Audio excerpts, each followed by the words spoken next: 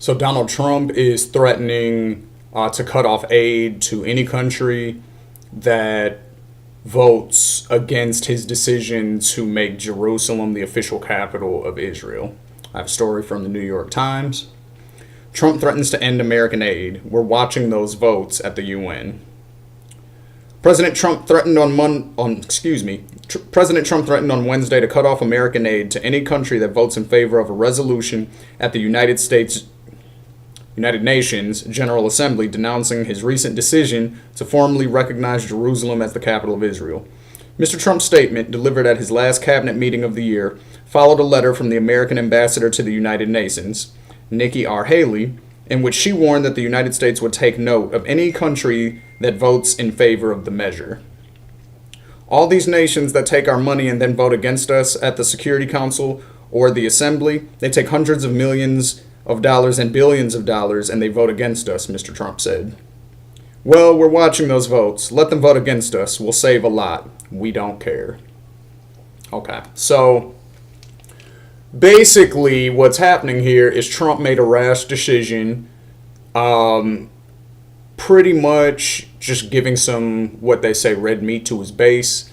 A lot of his base are evangelical Christians, and they truly believe that Israel is holy land. So the Jews want Israel, Muslims want Israel, Christians want Israel. It's holy land to all of those people. So in order for the rapture to happen and for Jesus to return, the entire land of Israel and Jerusalem and that entire area needs to be, according to the Bible, has to be all Jewish. So Donald Trump did this as a way to pander to his base by saying, hey, we're going to make Jerusalem all Jewish. We're going to give it to Israel. We're going to move the U.S. Embassy there. So what that means is, these fundamentalist Christians who would like to see Jesus return, they're getting some of the prophecy fulfilled, if you will. Now, I don't subscribe to any of those beliefs, but knowing that that is what the belief system is, in order for Jesus to return, certain things need to happen, and that being one of them, the evangelical base is super happy. Trump didn't really do this for any other reason other than that. Not in my opinion. I don't see any other reasonable reason to do it, because we're already giving Israel billions of dollars in aid every single year. Every president before Trump has said that they would do it, again, as a way to kind of pander to Christians, but none of them ever did it because they realized the ramifications of their actions. The entire international community is against this decision, which is why Donald Trump felt the need to come out and say this. He felt the need to come out and say, look, if you vote against us, then we're going to cut your aid, because, in one sense, it's actually not for this particular situation, but the tactic is it's a good tactic to get things done. If you've heard of BDS, boycott, divestment, and sanctions, that would essentially be the exact same thing. However, it would be to Israel's detriment. Basically, if they don't quit the nonsense with Palestine, taking the land, past the 1967 borders, then we would boycott, divest, and slap them with sanctions. But people are against that, obviously. Again, it pretty much goes back to the whole Christian fundamentalism thing. That's the only reason I can see that people are really super invested in what's going on with Israel. Like American citizens, it doesn't make sense, because they don't really care about what's going on in any other country, but Israel specifically is like a soft spot. So this is bad. Again, I respect the move if he was going to do it for something good. Like, I wish Obama had did more of that. Especially in his first term when he had a Democratic Senate and Democratic Congress. He could have gotten anything he wanted done, and he didn't, because he was too busy trying to be friends with the Republicans. But had he, twisted some arms, basically like, look, you're going to vote this way. We're going to set up a Medicare for All bill. You're going to vote this way. Otherwise, we're going to boycott and divest from you.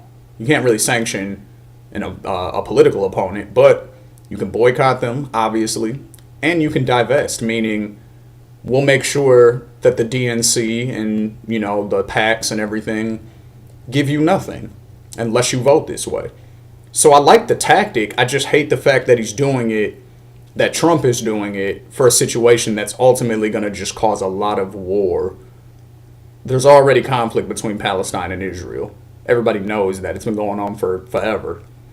But this isn't the way to help that. Reinstating the 1967 borders would have been the way to help that, but that's not what we're interested in, apparently. So, again, this is just red meat pandering to his base. Trump's basically threatening the rest of the world. Hey, if you vote against what I said, then we're going to just start cutting off aid.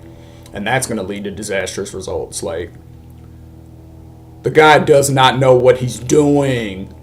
I don't understand how y'all don't get this yet. Like, Trump supporters, I'm talking about. Like, anybody who still supports Trump. Like, I know plenty of people who voted for him, and they're looking back like, psh, man, this is terrible. I can't believe, you know, I thought he was going to be different. So I understand it if you voted from that perspective. Like, you know, again, I don't agree with it because there was too many facts pre-election that would have let you know that, no, he's not going to be any different. But, you know, if you're not in tune with everything that's going on, like on the daily, following politics and stuff, I understand why it's easy to miss. So I'm willing to give you a pass if you voted for him for those reasons, but you realize now that, you know, he's not a good president. He does not have your best interests. If you still support him after all of these boneheaded, stupid decisions that he's made, I said boneheaded just because, you know, I'm trying to keep it somewhat professional for my YouTube audience, but for my very small YouTube audience, I appreciate the ones of you who do listen. But it's really sad because, again, we know the conflict that this is going to cause, and the dude just does not care. He really can care less about what's going to happen to all those people over there. He can care less about what happens to people in America. Look at the tax cut that just got passed. You know, it went through Congress. Anybody making less than $75,000 a year, your taxes are getting raised.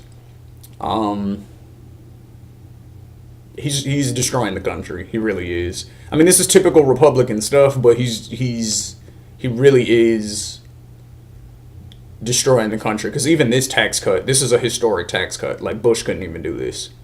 So, I don't know what happens from here, but, you know, just, I hope that the international community is not intimidated by Donald Trump and they do what's right. Like, share, subscribe. Appreciate the watch. Catch you next time.